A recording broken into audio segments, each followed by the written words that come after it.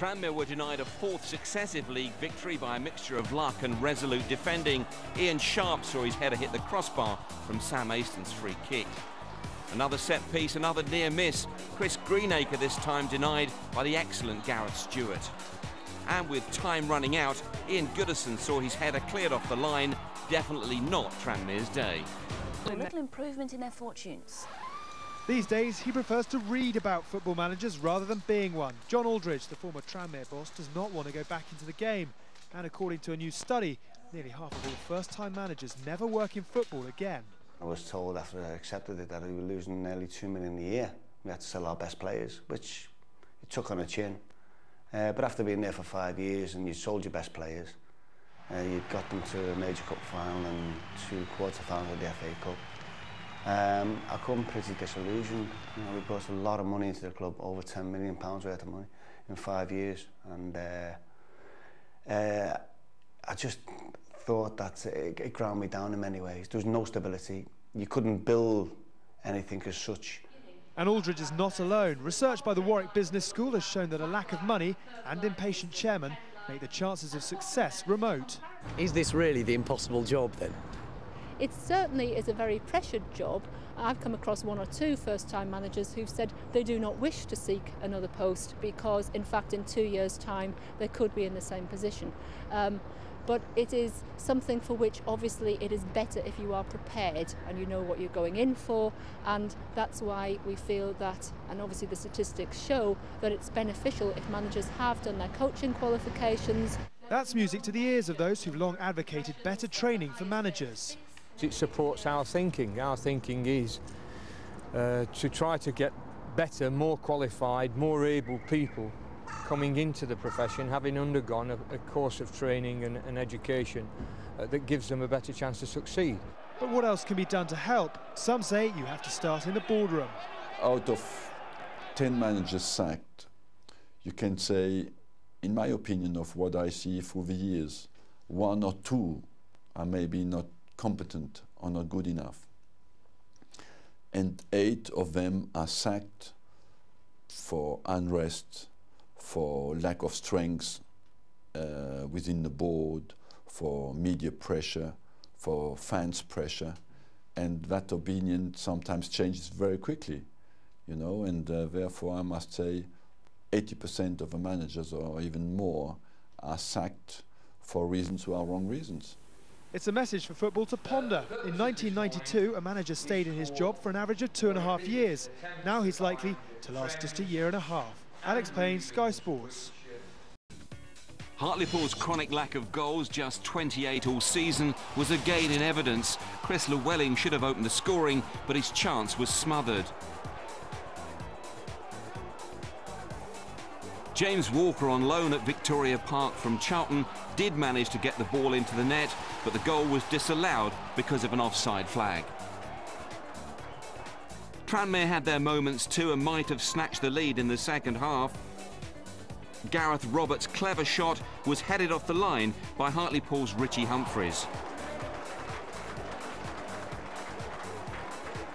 Late on, it all got a bit bad-tempered. Chris Llewellyn's 2-footed lunge at Tranmere skipper Michael Jackson was definitely X-certificate. It earned him a straight red as the game ended on a distinctly sour note.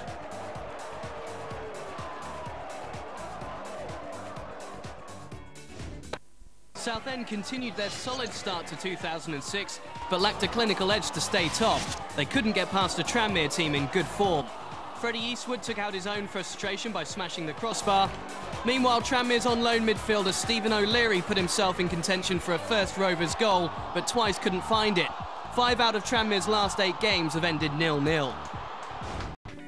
Walsall keeper Andy Oakes put in a strong performance at Tranmere.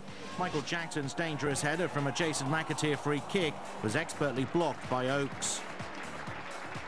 But Rovers' dawdling defender Ian Sharp was punished when Andrew Barrowman pinched the ball and teed up Grant Smith for a dramatic goal. Smith is on loan from Bristol City. This is his first goal in 8 games for the Saddlers. It really is a very good finish. After the break, Walsall showed their soft defensive underbelly. Delroy Facey's effort was only partially cleared, and Chris Greenacre was easily able to make it 1-1. Brian Little felt that at this point there was only going to be one winner, and for Rovers this wasn't a bad performance, but it was a bad result. It turned out to be a fabulous first victory for the new Walsall boss, Kevin Broadhurst. He saw Kevin James's cross headed home by Smith for his second goal of the game. The Saddlers may only be 2 places and a point above the trapdoor, but they have a game in hand on the near rivals. They entertain Yeovil on Tuesday night. It could be a pivotal encounter.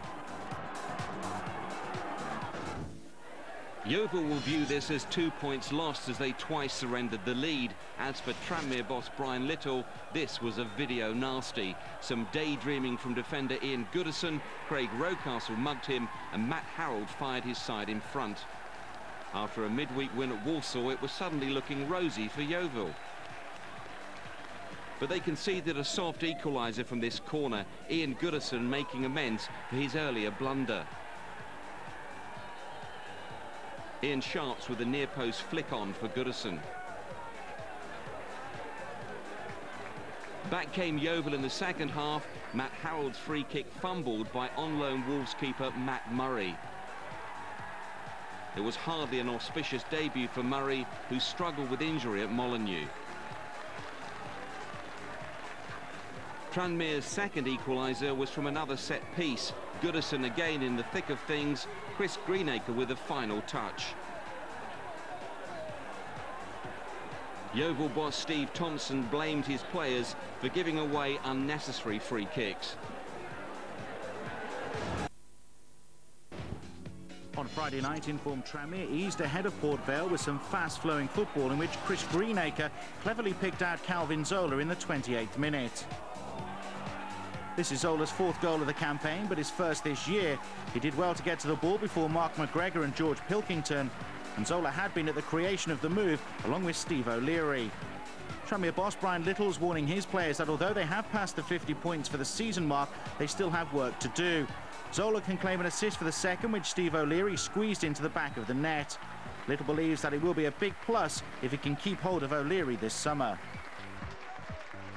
Port Vale's best chance came when Craig James found that his header was cleared by Ian Goodison. Martin Foyle described his team as very, very poor in a match that Tranmere dominated. A lovely Chris Greenacre ball released the physical Delroy Facey, who, having brushed aside Craig James, went agonisingly close. But the crowd of just under 7,000 at Prenton Park did witness a third goal, which was engineered by a strong Steve Jennings run. It was finished by sub Steve Davis's second senior goal. After a difficult season, Tranmere are finishing in good form, but Vale only have a 5-point safety cushion.